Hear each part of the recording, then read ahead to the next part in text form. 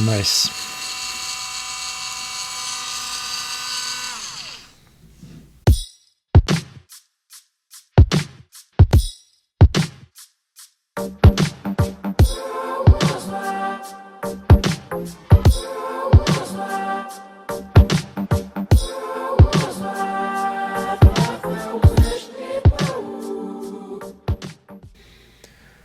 MiG-3 was rushed into serious production faster than you can say "хорошо."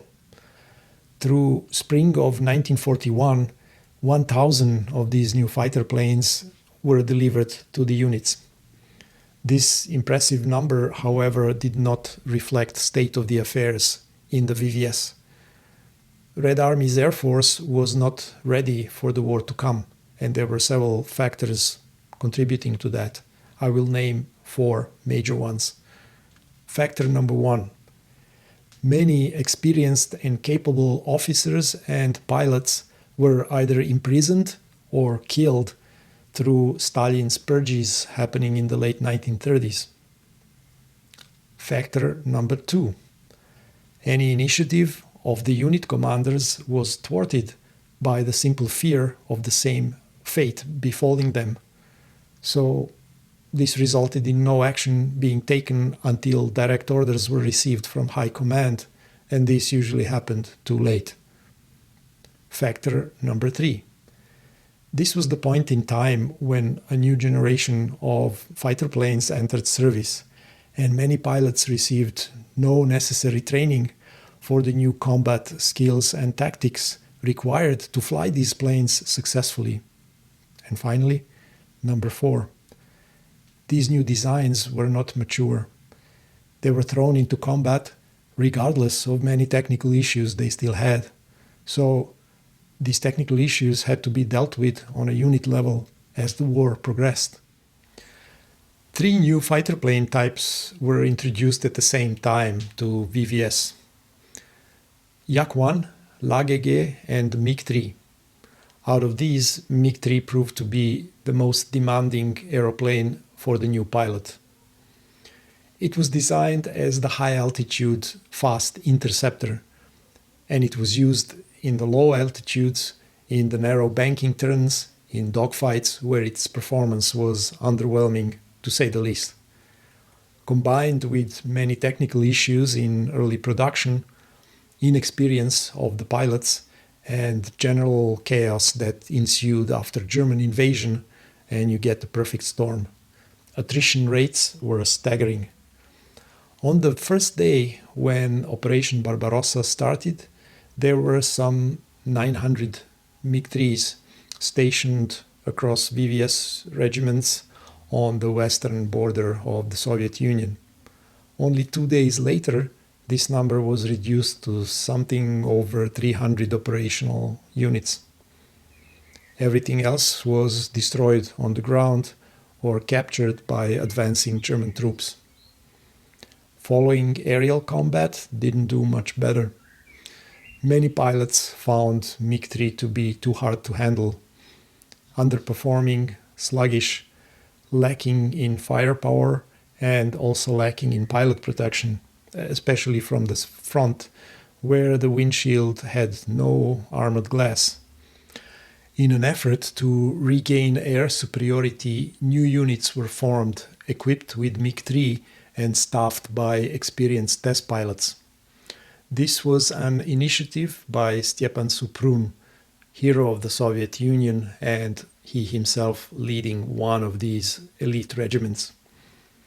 These were the first pilots to show how effective MiG-3 can really be in aerial combat. 2 of the units, Suprun's 401st as well as 402nd Regiment, were assigned to aerial defense of Moscow.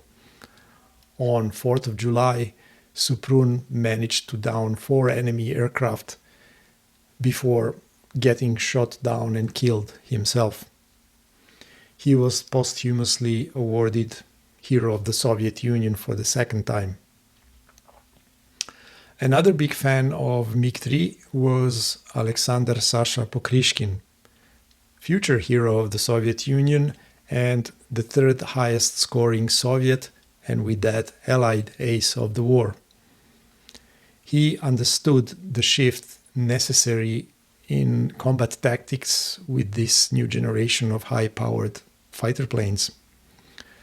Instead of dogfights in horizontal plane with narrow banking turns, he promoted diving high-speed attacks from a higher altitude with immediate climb, trading off speed advantage. He scored 12 out of the total of 60 victories in the MiG-3, and 5 out of these 12 were against notorious Messerschmitt 109. In Pokrishkin's own words, MiG-3 required new skills and additional effort from his pilot. It was like a purebred stallion. With a skillful rider, it would fly like an arrow. But if you lose control, you could end up under its hooves. Let's hope that this model will be slightly more forgiving. Looking for references on Soviet warplanes used to be quite a challenge. The problem nowadays is not to find the information, but how to sort through it. You could lull yourself to sleep by counting these pin marks on the side of the fuselage, but fear not. They are inconsequential and will be covered by the separate side panels. This peculiar rectangle is the inner side of the pilot's footrest, corresponding to similar one on the outer side of the fuselage. It was a simple spring-loaded flap, sometimes sealed off by a cloth bag from the inside of the cockpit to prevent dirt from entering. But if anything, it should be recessed, not protruding. So let's deal with this first to warm up my Dremel.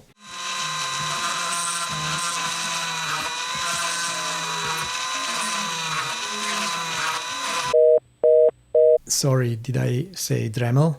I meant Einchel. Credit where credit's due. It's a German brand. Same sort of tool, very good performing, yet more affordable than its more famous American cousin. And it's proudly made in People's Republic of China. What did you expect? While we're at it, I'm not sponsored by any of these companies. I don't know why.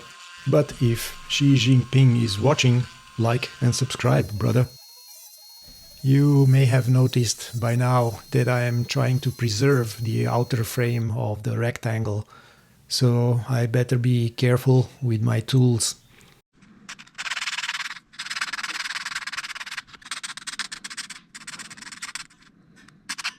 I will remove this three-dimensional cross from the first aid kit and replace it later on with a decal.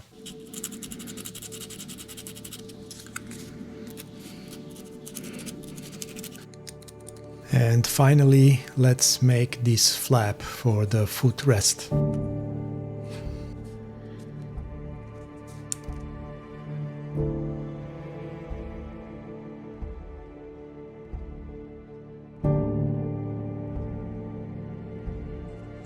Some nice sidewall structure is provided in the kit together with the instrument details.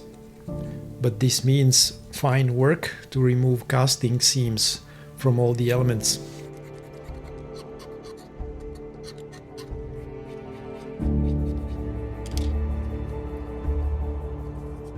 I don't know how this tool is called. It was sitting in my drawer for years until I picked it up one day and realized how good it is for scraping all kinds of seams.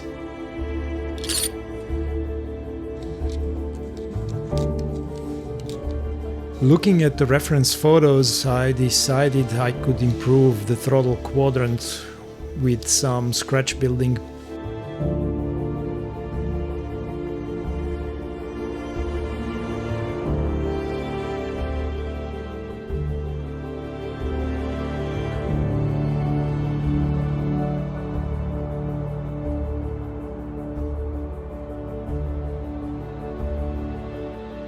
I'm repurposing some bits from an old, unused photo-etched set. Glue it on a piece of scrap plastic. and then scrape along its edges to create grooves. The small photo-etched piece will eventually fall off, which was part of the plan. We'll use it later, don't worry.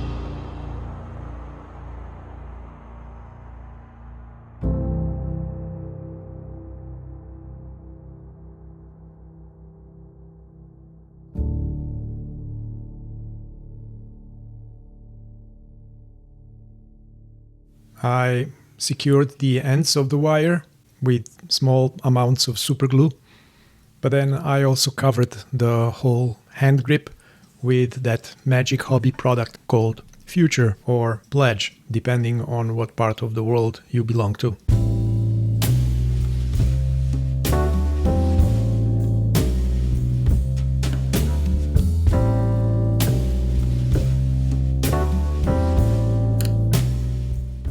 Speaking about multimedia, instrument panel of this MiG-3 will be a combination of kit part that I'll use for the outer frame only, photo-etched center panel and acetate insert for the instrument faces. I will remove the plastic for the center panel so that it's able to sit flush with the outer frame as seen on the real aircraft.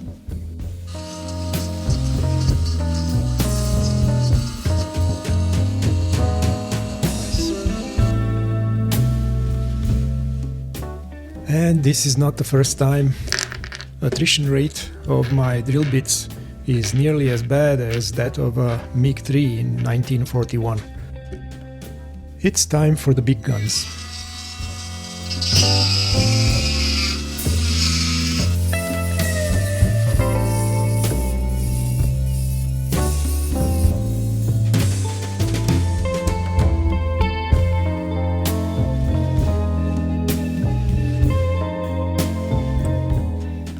I will build guiding rails for the sliding canopy using these thin metal strips, attempting to bend them into an L profile.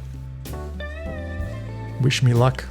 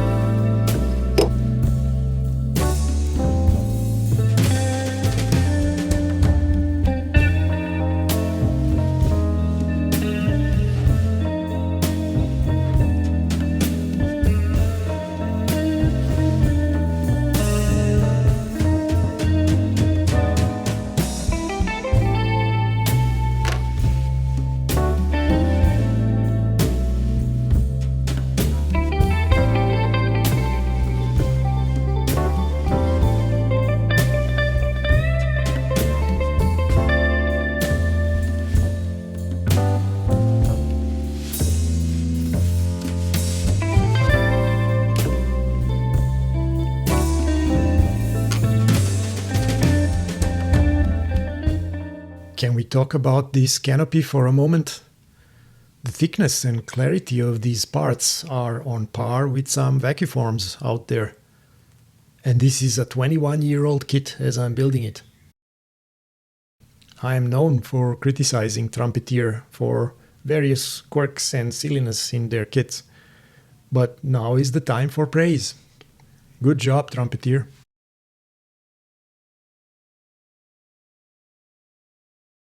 While on this subject, let's take a look on the windshield. I have seen many models of the MiG-3 where these vertical frames are painted with the rest of the airframe, and I made this mistake myself many moons ago. As it were, this was not the part of the metal structure. The windshield was constructed out of 3 plexiglass pieces that were apparently glued together, and along these seams there are reinforcements, but they are transparent, probably made from the same plexiglass or some similar material. So they should be visible, but certainly not painted with the rest of the camouflage. The multi-piece PBP gun sight from the kit is almost perfect. There's always that almost. The only complaint is that it wasn't mounted on a pole to the instrument panel like Trumpeter's instruction wants you to believe, but on a lateral pipe bolstered by 2 short axial supports, something like on this computer rendering. So, some scratch building comes to rescue again. It will be interesting to mask and paint inside of this windshield. Now let's turn around and see what's behind the pilot. Despite the fact that Lieutenant Baikov will be strapped in his seat, there is a significant gap behind him that allows view to the rear fuselage, so we need to detail it somehow.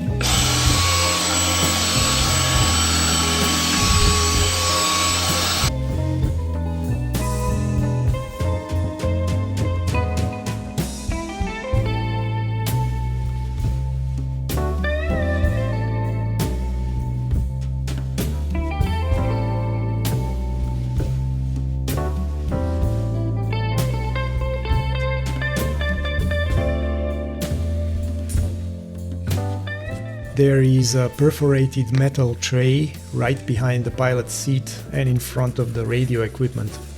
I am not sure what it is for, but it is an interesting and visible detail, and it's missing from the kit.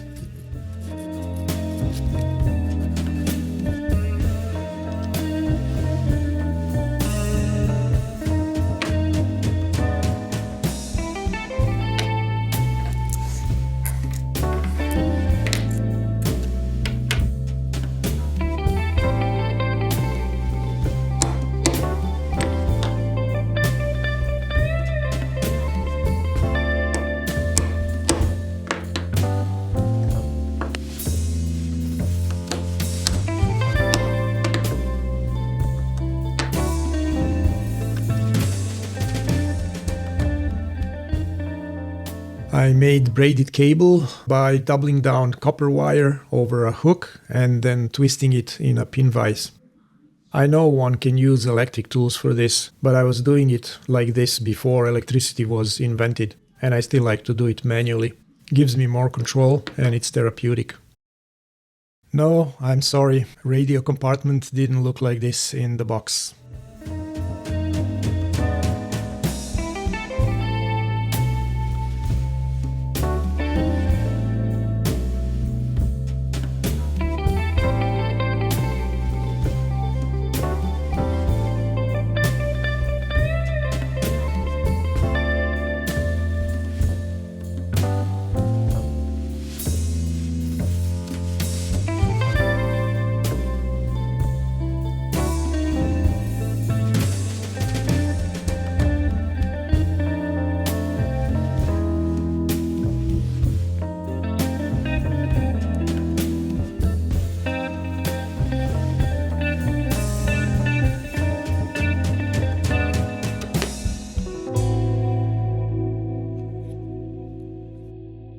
No sneezing, please, as half of these bits will be gone forever. These will have to be kept separate until final assembly after painting. You saw some work done on the outer instrument panel. I further added these plastic supports for the central panel and also detailed this lower section where oxygen regulator should sit, if I'm not wrong.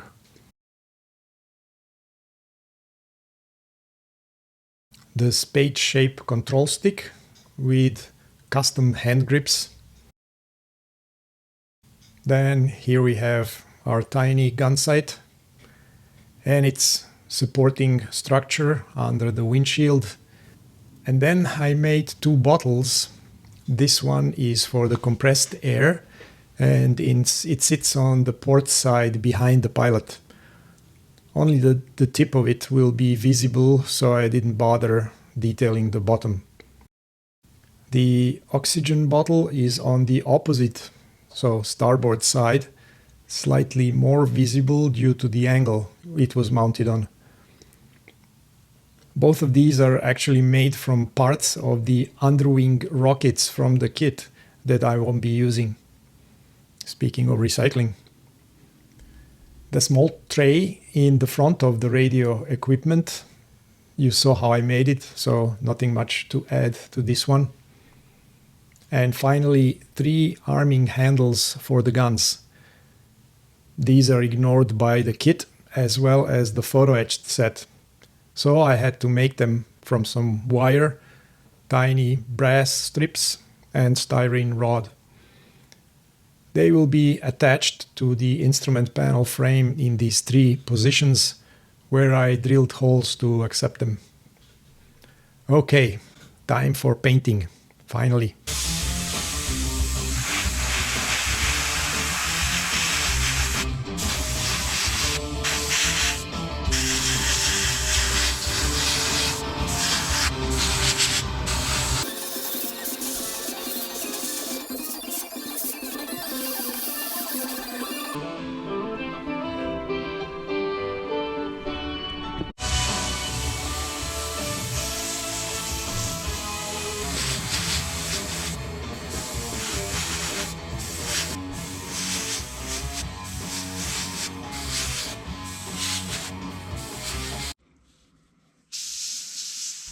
For the light blue shade, I mixed these 2 paints in different ratios until the voice in my head told me to stop. And then I stopped. I learned not to argue.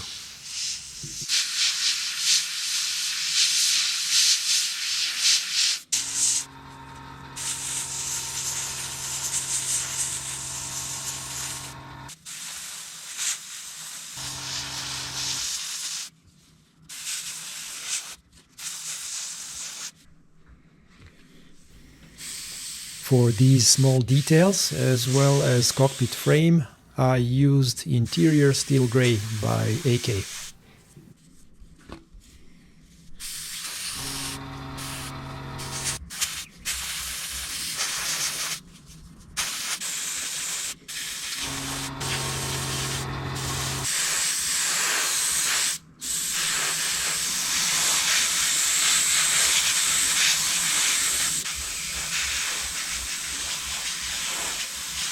All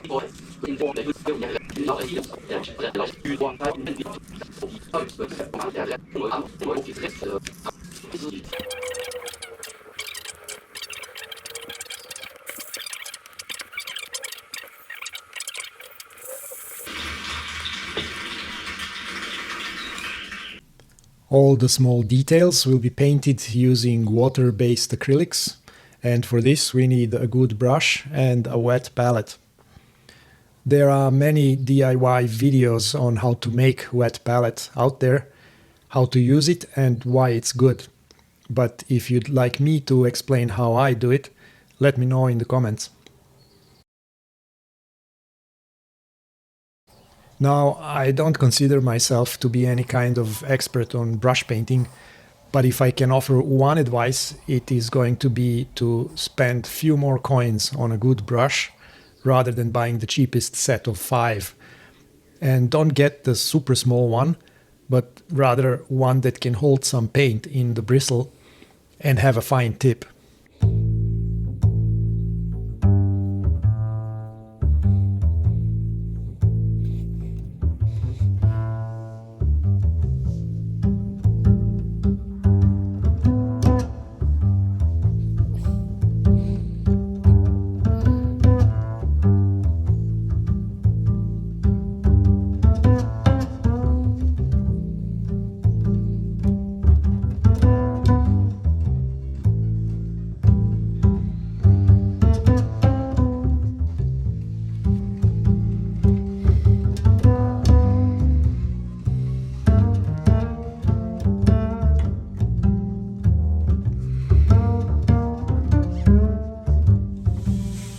For all the unpainted wooden surfaces, I start by spraying any light tan paint that I can find in a reaching distance. The exact shade is really not important. This time I used an old bottle of Mr. Hobby Flash Tone.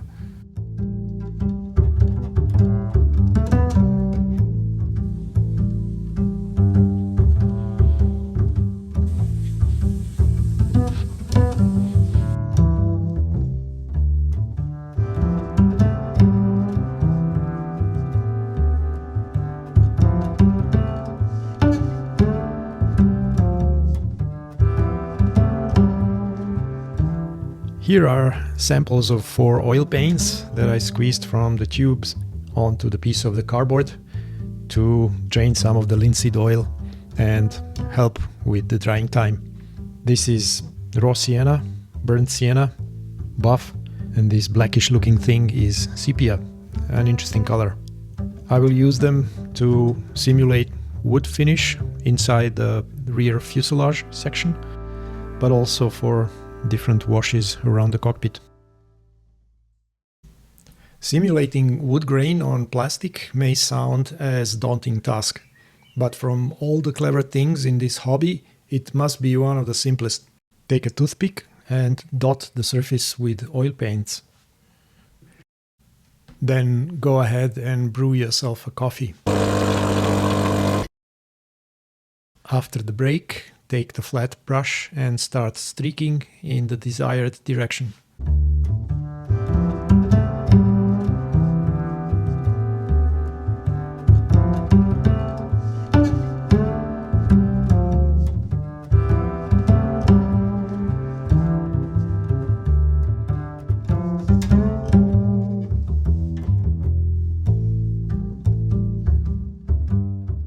To enrich the color of the wood finish, I will add a thin layer of transparent orange tone.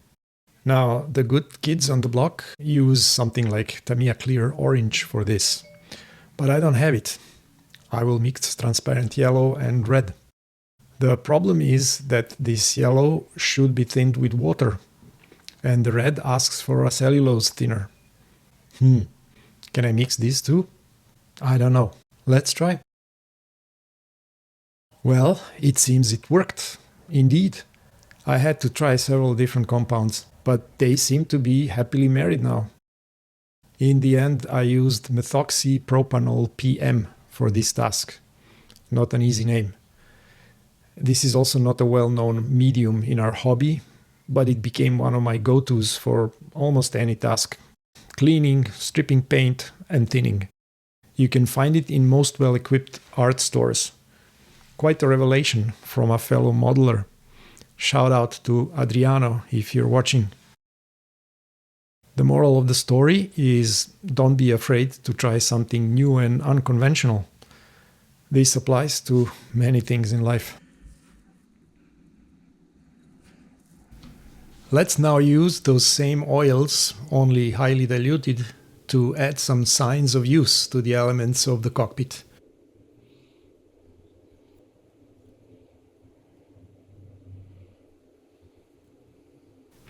After leaving them for some time to dry a bit, excess can be wiped away using Q-tip. For some more stubborn stains, one drop of odorless enamel thinner will help. I sprayed all the components with a thin coat of matte varnish and let it cure. After this, it was time for the most rewarding part, and that's assembly.